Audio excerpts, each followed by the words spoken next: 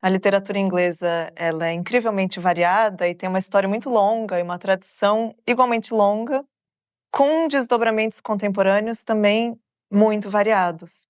Então é difícil a gente pensar numa característica única ou até mesmo numa questão de identidade inglesa, e nem sei o quanto isso é o jeito mais interessante de abordar uma literatura que está sempre indo na contramão do que é a cultura geral, do que é o senso comum da sua época, do seu lugar. Para a gente olhar para a literatura infantil, que é muito rica na Inglaterra. Então a gente pode pensar num autor como o Roald Dahl, que escreveu Matilda, A Fantástica Fábrica de Chocolate, e a gente já encontra num autor como ele, que está escrevendo para criança, todas essas características que eu mencionei. Ele é incrivelmente engraçado, ele é irreverente, e os personagens dele têm uma vida muito própria. A literatura de língua inglesa é a literatura que a gente mais lê no Brasil, fora a nossa própria literatura brasileira.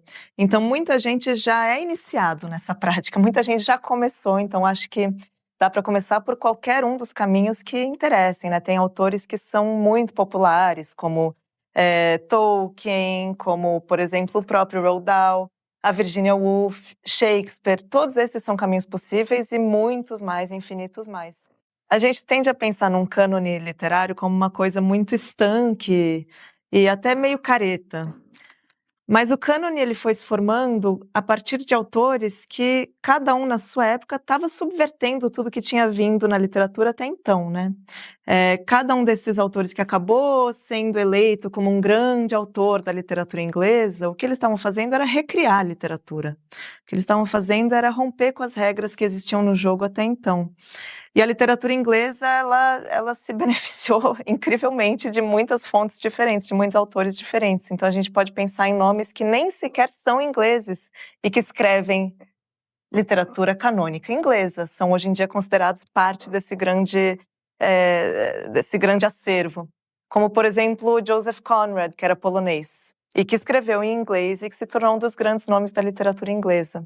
Daria para a gente pensar, por exemplo, num outro nome de uma autora que é considerada inglesa e que não nasceu na Inglaterra, que é a Doris Lessing, por exemplo, que viveu em muitos lugares diferentes, mas sempre mantendo a língua inglesa como a língua dela. Então, nessa ideia de que o seu idioma é a sua pátria, bom, o idioma dela é o inglês britânico, então a gente pode chamar ela de uma autora britânica. O senso de humor que vocês vão encontrar nos autores ingleses, vocês não vão encontrar em outro lugar. Isso aparece desde em grandes nomes como o do Shakespeare, por exemplo, que é um autor incrivelmente engraçado, e até em nomes da literatura infantil, que na Inglaterra é um campo imenso. A gente tem autores maravilhosos como o Roald Dahl, que também é de um humor muito irreverente e que não deve nada a ninguém, assim, ele não está nem aí para nenhuma convenção, para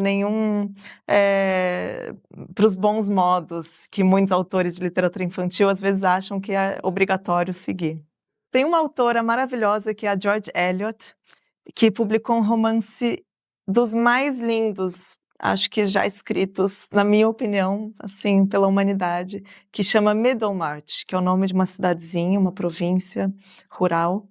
E é um romance imenso, desses que a gente entra neles e de repente parece que o livro é mais real do que a nossa própria vida. A gente se apaixona por aqueles personagens e eles se tornam pessoas verdadeiras que a gente conhece intimamente e que conhecem a nós também. Então, George Eliot ainda é uma autora muito pouco lida, e que agora está sendo cada vez mais traduzida no Brasil. O futebol aparece na literatura da Inglaterra de um jeito que a gente não espera, imagino, que é a palavra futebol, ela já aparece em Shakespeare.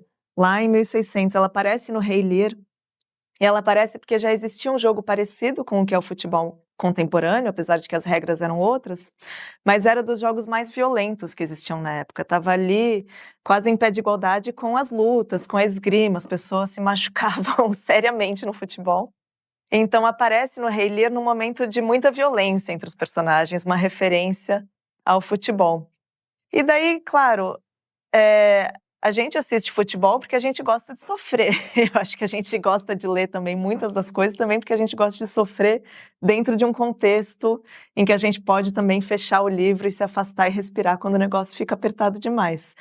Para quem gosta mesmo de sofrer, eu recomendo muito O Morro dos Ventos Uivantes, da Emily Brontë, que é um livro absolutamente desgovernado, é um livro absolutamente selvagem, e todos os personagens desse romance eles precisam atender ao chamado da verdade interior de cada um deles, assim. Então não importam as convenções sociais, não importa o quanto as atitudes de cada um podem ferir os outros, eles precisam atender essa voz que fala mais alto dentro de cada um deles. Então o livro é, assim, sangue para tudo quanto é lado. Às vezes é surpreendente para as pessoas o quanto a literatura inglesa, na verdade, é uma literatura muito multicultural, ela não é só em inglês, apesar de muitos autores escreverem nessa língua e o universo de referência deles acabar convergindo para a Inglaterra.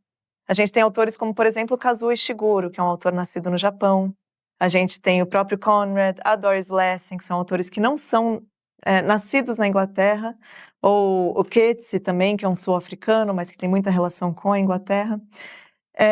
Todos esses fazem parte desse universo que a gente acaba chamando de literatura inglesa como se tudo isso fosse uma coisa só, chapada. Quando a gente entra em contato, a gente descobre que é muito mais.